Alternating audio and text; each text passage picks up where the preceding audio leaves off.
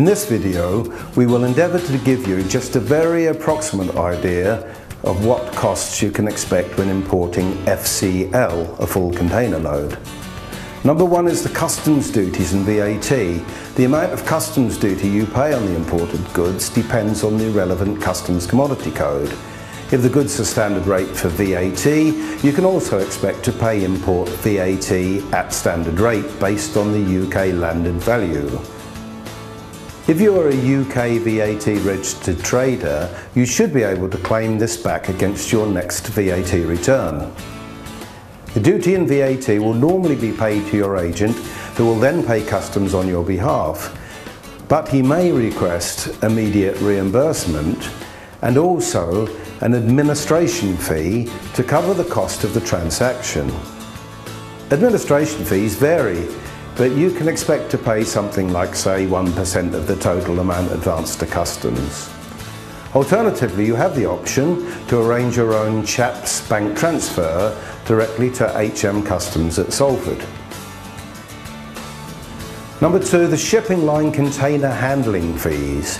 These are the shipping line's charge for craning the container off the ship and releasing it against your original bill of lading.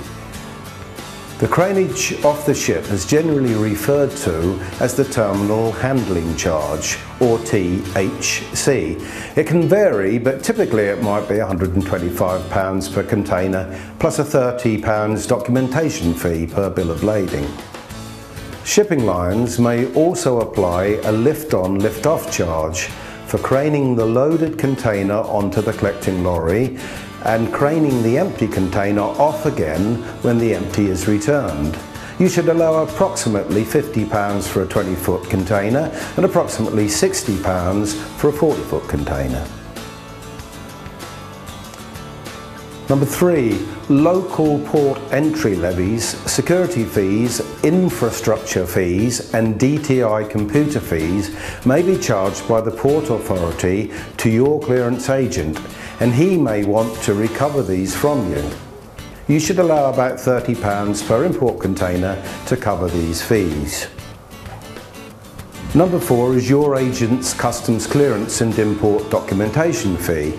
This depends entirely on the complexity of the documentation and the level of assistance that you require, but on average it might be something like about £65. Number five is customs examination charges. If the customs anti-smuggling team select your container for a random X-ray examination, please note that you may incur an additional charge of about £50 from the port for the work done in presenting the container. Again, this is a fee that we would settle on your behalf and then pass on at cost. Item 6 is the container delivery.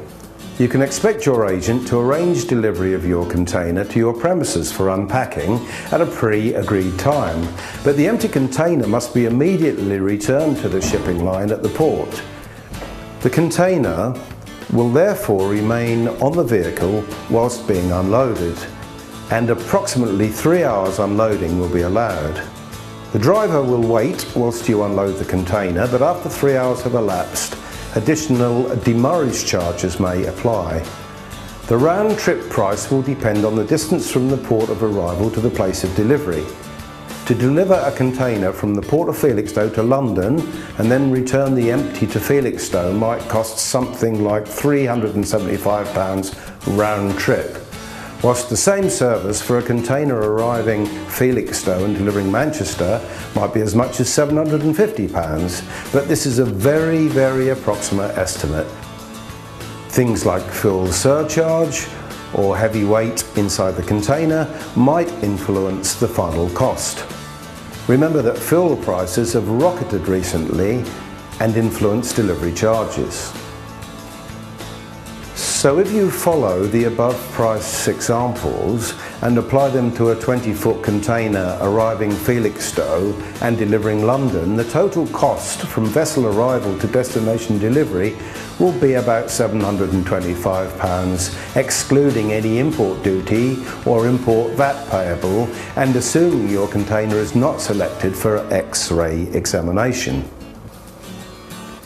Finally, I must stress once again that the charges given here are just a very rough guide to give you just a general indication of possible costs.